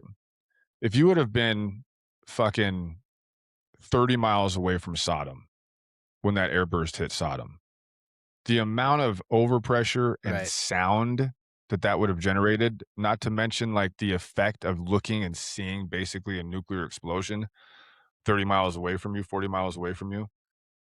I mean, the effect that it would have had on your mind as a 13,000 year ago human, right? That might have been a hunter-gatherer kind of thing. Right. It's almost unexplainable how you'd be able to explain that stuff. And then if you could think about all the orb stuff, right? St. Peter, when he was on his way, when he was anti-Jesus, was flashed with light, right? Blinded temporarily for days. Right. And described some figure coming out of the light, like an orb. All right. Elijah's spinning wheel. Think about Elijah's spinning wheel, right? He talks about a chariot of fire. Like, you describe it through the language of your time. St. Francis of Assisi, he talked about an orb and a woman. And think about kind of like Chris Bledsoe, UFO of God from the book UFO of God. He describes this like an orb and a woman kind of Right. like a Mary figure, kind of like in this orb. Joan of Arc, Joan of Arc, she described the exact same thing before they killed her for it. Was basically like this giant orb, this big light that blinded you. And then there was like some kind of being or something that sprung from it and gave you some information and some knowledge. There are countless examples. We still have examples of this today, even if you think about Chris Bledsoe, who's wild. If you're out there, I really recommend, I can't recommend it enough, honestly, to go to Sean Ryan. Just search out Sean Ryan and Chris Bledsoe and listen to that podcast. It's one of the coolest podcasts I've ever listened to in my fucking life. I bought his book and then I started exploring other people. There's a lot of people that have very similar stories to him, you know? And then you look historically, just Right. like we talked about, say Peter, Elijah, say, you know, Francis of Assisi, fucking Joan of Arc. You can go back to other different cultures in the Indian cultures with the Vedas and everything else. They talk about these same kind of beings and stuff. In the Middle East, obviously, they talk about that. I mean, dude, it's you just describe it through your language of the time. And for people thousands and thousands of years later that have a completely different life experience, it sounds fucking crazy, but they're explaining to you the exact same Right. thing that you would but you would explain it differently through your language, you know? It's just really interesting, man. Well, and then when you tie in all the shamanic cultures, and it seems like almost every religion stems from some sort of shamanic culture, even some of the Abrahamic religions Mhm, and the monks and stuff before it became, like they seem to have, and like all these places of, there's a place in, I think it was ancient Greece where it was like a thing where they do these ceremonies. They'd walk down into this like cave type, like grotto looking thing, and they would do these ceremonies. And what it is they found this place and there's all this gas, this toxic gas that comes up. And these people were hallucinating on the verge of death from breathing in this gas. And that's where they're doing these rituals, and and that's just, instead of finding ayahuasca or a plant, they were getting it from, the environment of the cave they were in, and it's mhm. really interesting when you start to merge science with mysticism and you find this kind of common ground where, like kind of you said, maybe you could have two truths in one thing. Maybe there is some sort Yep, of, whether it's another dimension or whether it's an angel, whatever it is, but we're on the verge of religion and science hitting and possibly there being a common thread within that we could, all agree upon. Well, yeah. we'll never agree upon it, It's but, pretty if you take your head yeah. out of the sand, We're it's in kind really of a cool interesting. yeah, and we're in kind of a cool we live in kind of a cool time period, I think. I mean, who knows? People will look back to see if we actually do or not, but it seems like it to me because we're seeing like when I was a kid, dude, like science and religion couldn't have been further apart. You know what I mean? Like, if you believed in Right, religion, you couldn't believe in science. If you believed in science, you couldn't fucking believe in religion. Like, they right, weren't connected in any kind of way, shape, or form. They were about as far apart as you could think. They were on a trajectory of a vertical trajectory of their lines not crossing. You know what I mean? It's forever. And now within our right, lifetime, dude, within our lifetime, we've seen that change. Like, we've seen, like, I remember when I was a kid, mythology was what people would just like mythology. What Zeus, Thor, fucking Quetzalcoatl, right, like like fucking Gilgamesh or giants, and like people would just look at you like you had a dick growing out of your forehead, like you were right, fucking crazy. You know what I mean? And it's like now, dude, with science and mythology and religion, all kind of like what we're finding out is we're like, listen, science isn't exclusive. Mythology isn't exclusive. Religion isn't exclusive. Like right, it's all in a lot of ways the same thing. You can use it all for the same common like area of understanding human knowledge. And we've been able to see that kind of transition in our lifetime, which is pretty cool. Where you see for the people that are open-minded enough to study it, because there's still plenty of closed-minded people, right? Obviously, especially in the religious realm, where you start right, talking about UAPs. My buddy, my brother-in-law, who I served in Ranger Battalion with, Travis, married my sister and they were very, very, very fundamentalist Christian. I mean, very fundamentalist Christian to the point to where, like, the 6,000 year Earth thing. You know what I'm saying? The Earth is 6,000 years old. I mean, like, Right. held like very, very literal biblical beliefs. You know what I mean?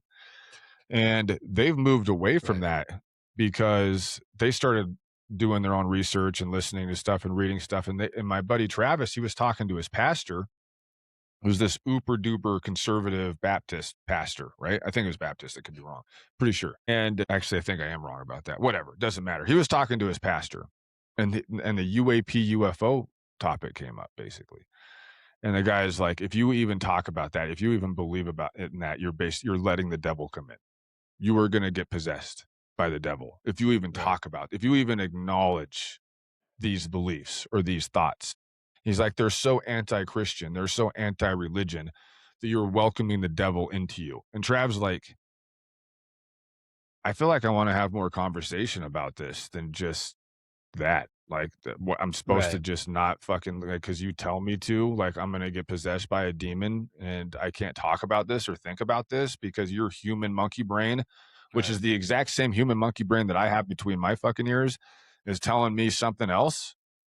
You're like, "Nah," and that dude, it literally Right. made them change, like, churches because they started to become a lot more open-minded Well, about what the fuck is really going on out there. yeah. Well, and that's I mean, I think that's, you see it time and time again with a lot of conservative people who decide to do ayahuasca, and they don't fall off of God. They don't say, like, God didn't exist, but they don't view Christianity the same way.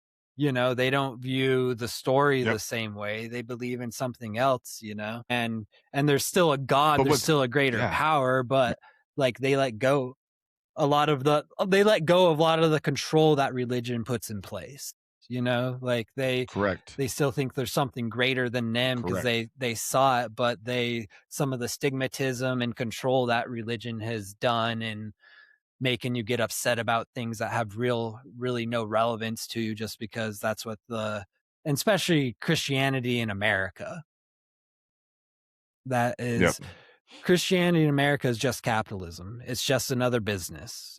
I mean, and not to say there's not good Christians with good values. I'm not saying that, but I'm saying at the core, Christianity in America is just capitalism. It's just a business. You it need as many people as you very can to much believe in is, the things you you know. can so you could push your agenda. What I've But that's what here I've nor kind there. of seen, it seems like, and this is kinda like the trajectory I went, like, I grew up in like a Catholic family. We weren't super strict, but I went to a private Catholic school for like 8 years and fucking like that whole deal. And I remember I joined the military. I was still kind of religious, not that religious anymore. But then I started investigating ancient history and like mythology and all that stuff, and it pushed me away from religion a lot because I was like, oh man, this all this stuff predates Christianity and the Christian ideas and everything else. But then I went from basically being like a believer to a non-believer, like back to a believer. You know what I mean? And so you're seeing that a lot of times with a lot of people. They're like, Right. it doesn't have to be structured in the way that our postmodern churches structure belief. It's like belief, you can have belief in a lot of different ways. And a lot of people would call that spirituality, right? And maybe not religious or spiritual. And a lot of people would be like, that sounds like some fucking hippie shit to me. But it's like, I believe in a lot of those ancient stories, right? I don't think that the gods of the Christians and the Jews from way past when it comes to Yahweh, I don't take that stuff literally, but I think that there's absolutely something to it. Do you know what I mean? Like it's a piece of the Yeah. puzzle. And I think that there is something bigger and more expansive and what we're really starting to understand the deeper we're getting into knowledge is that we don't fucking know shit. We think we know a lot more Yeah. than we Well, actually know. We really like to provide explanations and then rubber stamp those explanations with permanence. And what we're finding out is there's no permanence at all because there are countless right. different ways to believe and there are countless different belief structures which can lead you to a higher power, which may just be like an energy form in the universe or plasma or who the fuck knows what it is. You talk about reincarnation, stuff like that, all that you can dig in deep on stuff. Think about the telepathy tapes. Go out there and listen to the telepathy tapes if you Right. wanna have your mind completely fucking blown off your shoulders, you know? There's some cool stuff going on out Uh, there that we can't explain. well, and if you look at religion too, like when you look at the consolidations of the Abraham religions, and they've happened at different time frames, like the closest one in our time was in the 50s. There was a big consolidation of Christianity where they rewrote the modern Bible. They Mm, added things like homosexual and other stuff into it. That's when we put yeah. Doesn't that in stem God from the we King trust James in the version? national and Isn't that not kinda in. like the King isn't that the King James Well, version? Isn't it that when was that kinda came so out? I could be in wrong the about that.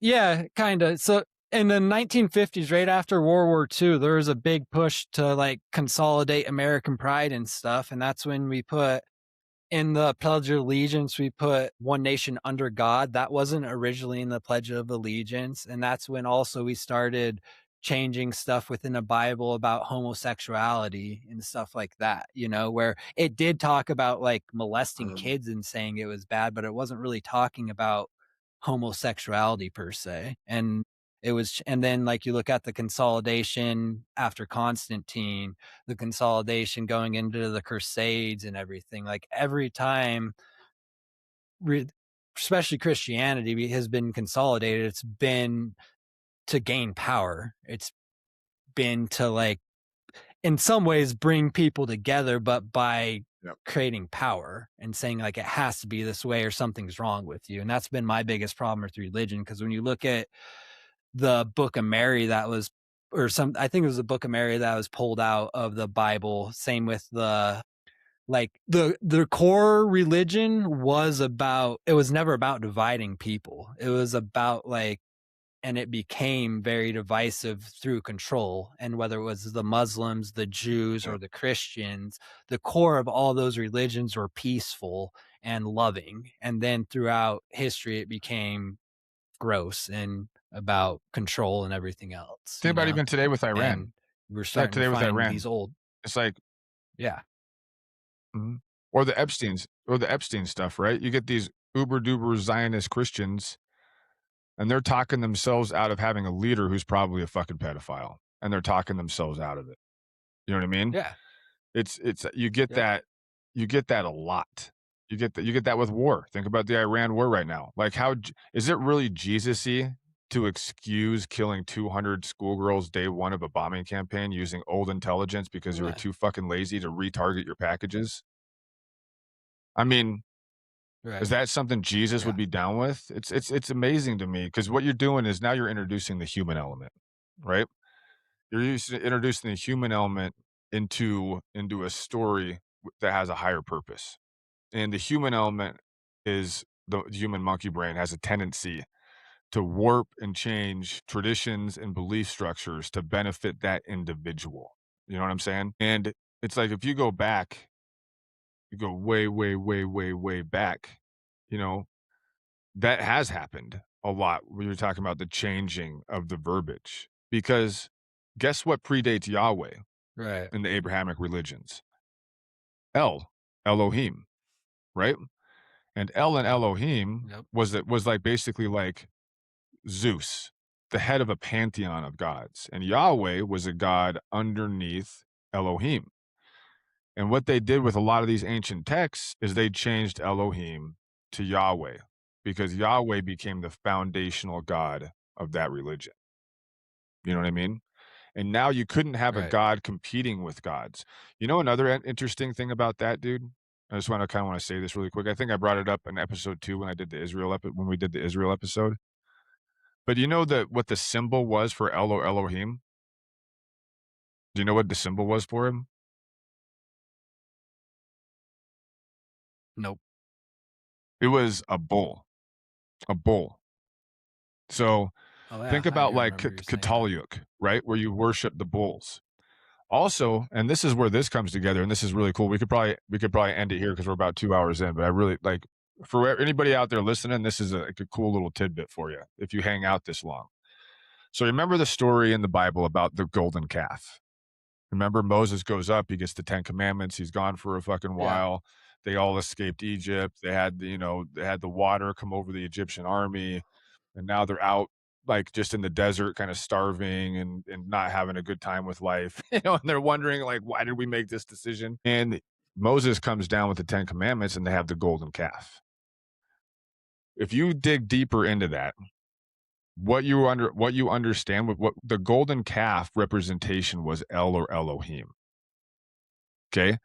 They put together Right. that golden calf because in their worship structure, they worshiped El or Elohim, who was represented basically by the bull. And so when Moses came down and he would have seen that, because as far as they were concerned now, their God was Yahweh, right? And that story goes that they destroyed the bull and did all this other stuff. But it's like those ancient belief structures that the ancient Hebrews had coming out of Egypt, they still believed in El and Elohim, who is represented by the bull and not Right. Yahweh. And it created problems moving forward, such as the golden calf incident. You know what I mean? But if you just read that Bible and you're just in a Catholic or a Christian church, they don't tell you that, do they? They don't tell you that the bull represents a No. God that predates the Yahweh God, that Yahweh was subservient to, which was Elohim. And they don't tell you that because they don't fucking know, Joel. That's the reason they don't tell you. And if they do know, they don't tell you because they want to W control the narrative. So once again, you're injecting the well, human and element just like into something that's not understandable. well, and the whole fucking this whole how this war started and the story of the second coming and all that shit, dude. It's all fucking batshit crazy. And that was Yep. and like people forget because Rebuild the third temple. our news happened so fast. Like, yeah, this war is all started on the rebuilding the third temple and crazy. I don't know. We're stupid as Yep. this For humans Americans, it's don't bringing learn. back Jesus, and for the Hebrews in Israel, it's building on the foundation stone, which is over the Dome of the Rock in Jerusalem, would bring about their Messiah. Because they don't believe Jesus was their Messiah, Yeah. obviously, like the Christians do. For the Christians, it's bringing Jesus back. For the Hebrews, it's having the Messiah finally show up. And so, yeah, I mean, it's just interesting And and it's wild. And and we're gonna it's get more kind of into this, dude, like in the next episode, too. yeah, I get it. It's a trip. It is a trip. I don't like It's a religion. trip, brother. It's a trip. I love spirituality.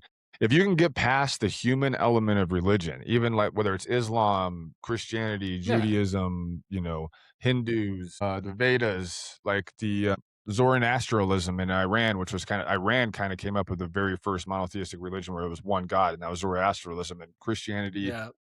and the Hebrews basically pretty much copied Zoroastrianism because it's almost word for word verbatim of what Christianity is and stuff, which it's another thing that you're not going to be taught about in your Right. church, right? Is there the very first religion that came about that had a God that had that had like the ability to go to heaven or hell, a singular God, also born of a virgin, right? Also born of a virgin, like all of these different parallels. It was all in the fucking Zoroastrianism. Zoroastrianism almost mirrors Christianity, and it predates Yep. Christianity by fucking who knows how Yeah. long. Like we don't even really know. But that was in Iran, Well, and there's still people in and the Iran that big practice Zoroastrianism today. and just how with the Abrahamic religions in the beginning of the stories are all so similar, just different characters playing bigger roles, essentially, that supports a narrative of each religion. Yep, But they have very similar, dude. like the Yep, beginning, 100%. middles, and ends are all kind of the same. Yep, yeah, yeah. It's regurgitated. Getting a A lot real of it's bad delay regurgitated and on my reused and end. recycled. And like we said, these beliefs go back fucking way, way, way longer than we like to think they do. They go back so far that it becomes uncomfortable for humans. It becomes uncomfortable. You know what I'm saying? Because Right. when you get so deep, deep, Yep. deep, deep back, all of a sudden you're not talking about like a 6,000 year existence. You're talking about society that's lasted for hundreds and hundreds and hundreds of thousands of years, if not millions of years with humans. And all of a sudden you become scared. You're like, Right. am I special? Maybe I'm not Yeah. special because this has been Yeah. going on for a long time and it's happened Maybe. repeatedly over and over again. Like, wait a minute, my religion is supposed to be very unique. I'm a Christian. This has never happened before. Nobody's ever believed these beliefs Right. before. These events haven't happened before this very specific time Right. frame that I believe in.